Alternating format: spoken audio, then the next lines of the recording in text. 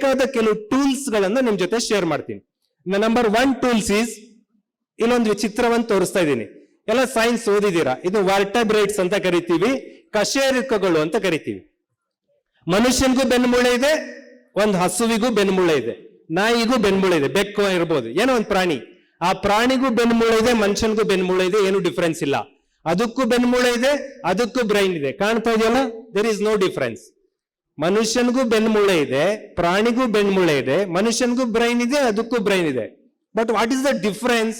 Mahesh masala sir ಹೇಳಿದ್ರು, ಹುಲಿ ಏನು ಸಾವಿರಾರು ವರ್ಷದಿಂದ ಹೆಂಗ್ ಬೇಟೆ ಆಡ್ತಾ ಇತ್ತು, ಇವತ್ತು ಕೂಡ ನಾವು ಫಾರೆಸ್ಟ್ ಹೋದ್ರೆ ಅದೇ ತರ ಬೇಟೆ ಆಡ್ತಾ ಇದೆ. ಇಲ್ಲಿ ಬಿಲದಿಂದ ಹೊರಗೆ ಬಂದು ಹೆಂಗೆ ಕಾಳು ಕದ್ಕೊಂಡು ಹೋಗ್ತಾ ಇದೆಯೋ, ಇವತ್ತು ಅದೇ ತರ ಇದೆ. ಬಟ್ ಮನುಷ್ಯನ್ ಲೈಫ್ ಆ ತರ ಇಲ್ಲ, ಪ್ರಳಯಾಂತಕ ಚೇಂಜಸ್ ಇದೆ.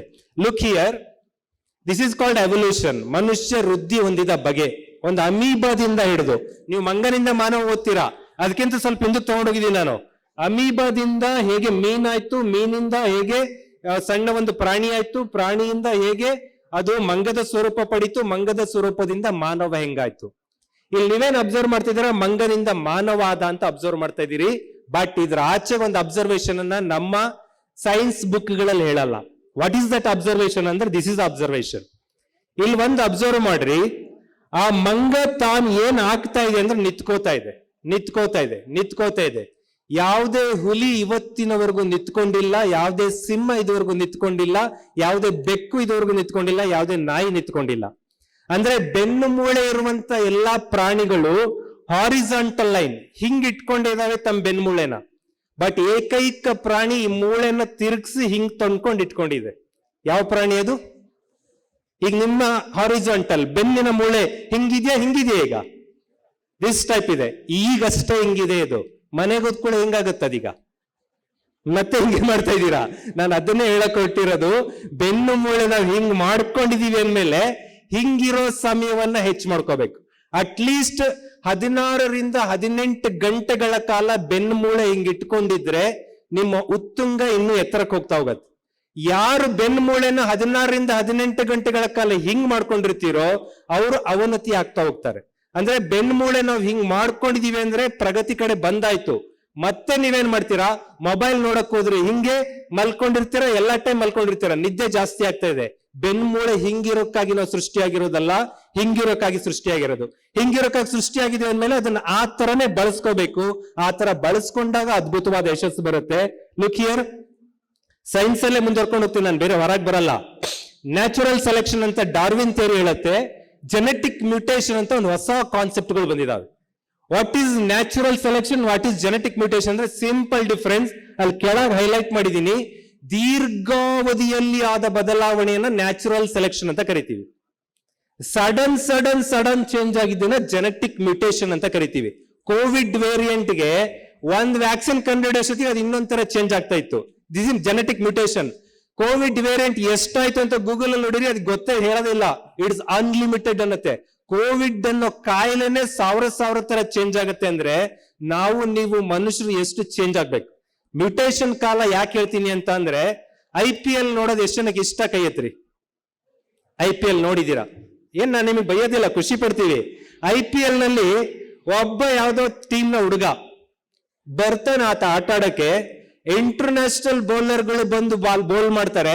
ಆ ಬೌಲ್ ಮಾಡ್ತಂದ್ರೆ ಇವನ್ ಕೊಹ್ಲಿ ಕೂಡ ಸ್ವಲ್ಪ ಡರ್ಗಯ ಹೆದರ್ಕೊಂಡು ಬ್ಯಾಟಿಂಗ್ ಮಾಡ್ತಾರೆ. ಬಟ್ ಈ ಹುಡುಗ ಲೀಲಾ ಜಾಲವಾಗಿ ಇಟ್ಟು ಬಾರಿಸ್ತಾನೆ 6-4. Fastest second century Chris Gayle ಎಂಬ ದೆವ್ವದ ನಂತರ ಫಾಸ್ಟ್ ಆಗಿ ಸೆಂಚುರಿ ಯಾರು ಮಾಡಿದಂದ್ರೆ ಆ ಚಿಕ್ಕ ಹುಡುಗ ಮಾಡಿದಾನೆ. ಎಷ್ಟೇಜ್ ಅವನಿಗೆ ಅಂದ್ರೆ 14 ವರ್ಷ 3 ತಿಂಗಳು. 14 year 3 month ಒಬ್ಬ ಹುಡುಗ ರಾತ್ರಿ ಬೆಳಕರಿಯೋದ್ರೊಳಗೆ ಜಗತ್ತಿನ 400 ಕೋಟಿ ಜನಕ್ಕೆ ಗೊತ್ತಿರ್ತಾನೆ. ಅವನ ಆದಾಯ 40 ಕೋಟಿ ಆಗೋಗುತ್ತೆ. ಇದಕ್ಕಿಂತ ಬೆಳಕರಿಯೋದು 40 ಕೋಟಿ ದುಡಿತಾನ ಅವನು. 40 crore ಡಿಮ್ಯಾಂಡ್ ಬರ್ತಾನ ಅವನು.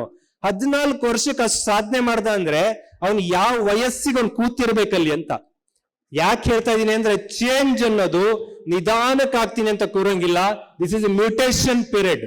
ಇವತ್ತು ತಿಳ್ಕೊಂಡು ಇಲ್ಲಿಂದ ಮನೆಗೆ ಹೋದ್ರಿ ಅಂದ್ರೆ ನಾಳೆ ಬೆಳಗಿಂದ ಚೇಂಜ್ ಆಗ್ತಾ ಇರ್ಬೇಕು, ಅಥವಾ ಇವತ್ತು ಹೋಗ್ತಾನೆ ಚೇಂಜ್ ಆಗ್ತಿರ್ಬೇಕು. You can't go to natural selection, you go with mutation. Rapid ಚೇಂಜ್ಗೆ ರೆಡಿ ಆಗ್ಬೇಕು. Let's go survival of the fittest. ಕೇಳಿದೀರಾ? ಬಲವಿದ್ದವನು ಬಾಳಿಯಾನು ಅಂತ. ನಾವು ನಿಮಗೆ ಹೇಳಕ್ ಹೋಗ್ತಿರೋದಷ್ಟೇ, ಬಾಡಿ ಸ್ಟ್ರಾಂಗ್ ಇಟ್ಕೊಂಡು ಮೈಂಡ್ ಸ್ಟ್ರಾಂಗ್ ಇಟ್ಕೊಂಡು ನೀವು ರೆಡಿ ಇದ್ದೀರಿ ಅಂದ್ರೆ ಜಗತ್ನಲ್ಲಿ ಗೆಲ್ತೀರಾ. ಡಾರ್ವಿನ್ ಹೇಳಿದ್ ಕೂಡ ಇದನ್ನೇ, ಸರ್ವೈವಲ್ ಆಫ್ ದ ಫಿಟ್ಟೆಸ್ಟ್. ಯಾರು ಸ್ಟ್ರಾಂಗ್ ಇರ್ತಾರೋ ಅವ್ರು ಉಳಿತಾರೆ ಅಂತ. ಆದ್ರೆ ನಮ್ಮ ಪ್ರಕಾರ ಸ್ಟ್ರಾಂಗ್ ಅಂದ್ರೆ ಯಾರು? ಬಾಡಿ ಸ್ಟ್ರಾಂಗ್ ಇರೋರು ಅಂತ ನೀವು ಅನ್ಕೊಂಡಿದ್ದರೆ ಡಾರ್ವಿನ್ ಥಿಯರಿ ಮುಂದುವರಿಸ್ತೀನಿ. This is the strongest animal. ಏನಿದ್ರ ಹೆಸರು? ಡೈನೋಸಾರ್. ಜಗತ್ನಲ್ಲಿ ಇದಕ್ಕಿಂತ ಸ್ಟ್ರಾಂಗ್ ಇರೋ ಪ್ರಾಣಿ ಯಾವುದು ಇರಲಿಲ್ಲ. ಇವತ್ತಿನವರೆಗೂ ಅಷ್ಟು ಬಲಿಷ್ಠವಾದ ಪ್ರಾಣಿ ಬಂದಿಲ್ಲ. ಬಟ್ ಇವತ್ತು ಡೈನೋಸಾರ್ ಇದೆಯಾ ಇಲ್ವಾ? ಇಲ್ಲ. There is no single dinosaur. ಡೈನೋಸಾರ್ನ ಮತ್ತೆ ಹುಟ್ಸೋಣ ಅಂದ್ರೆ ಅದಕ್ಕೊಂದು ಜೀನ್ ಕೂಡ ಅವೈಲಬಲ್ ಇಲ್ಲ. ಅಂದ್ರೆ ಬಲಿಷ್ಠವಾದ ಪ್ರಾಣಿ ಬದುಕತ್ತೆ ಅಂತ ಡಾರ್ವಿನ್ ಹೇಳಿದ್ದಾರೆ ಅಂದ ಕೂಡಲೇ ನೀವು ಜಿಮ್ ಅಲ್ಲಿ ಹೋಗಿ ಎಕ್ಸರ್ಸೈಸ್ ಮಾಡ್ಕೊಂಡು ಸ್ಟ್ರಾಂಗ್ ಆಗ್ಬಿಟ್ರೆ, ಯಾವ್ದೋ ಒಂದು ಮ್ಯಾಥಮೆಟಿಕ್ಸ್ ಫಾರ್ಮುಲಾ ಕಲ್ತ್ಕೊಂಡು ಸ್ಟ್ರಾಂಗ್ ಆಗ್ಬಿಟ್ರೆ ಆಗಲ್ಲ.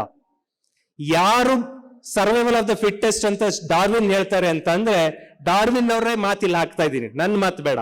ಹಿ ಸೇಸ್ ನಾಟ್ ದ ಸ್ಟ್ರಾಂಗೆಸ್ಟ್. ಯಾರು ಬಾಡಿ ಸ್ಟ್ರಾಂಗ್ ಇದಾರೆ ಅವರು ಬದುಕೋದಲ್ಲ. ನಾಟ್ ದ ಮೋಸ್ಟ್ ಇಂಟೆಲಿಜೆಂಟ್, ಸಿಕ್ಕೋಬಿಟ್ಟೆ ಬುದ್ಧಿವಂತ ಇದ್ದಾನೆ ಅವನು ಬದುಕೋದಲ್ಲ. ಅವನು ಹೇಳ್ತಾ ಇದ್ದಾನೆ most responsive to the change. ಬದಲಾವಣೆಗೆ ಯಾರು ತಕ್ಷಣ ಹೊಂದ್ಕೋತಾರೋ ಅವರು ಉಳ್ಕೋತಾರೆ. ಡೈನೋಸಾರ್ ಪೀರಿಯಡ್ ಅಲ್ಲಿ ಸಾವಿರಾರು ತರ ಪ್ರಾಣಿಗಳಿದ್ವು.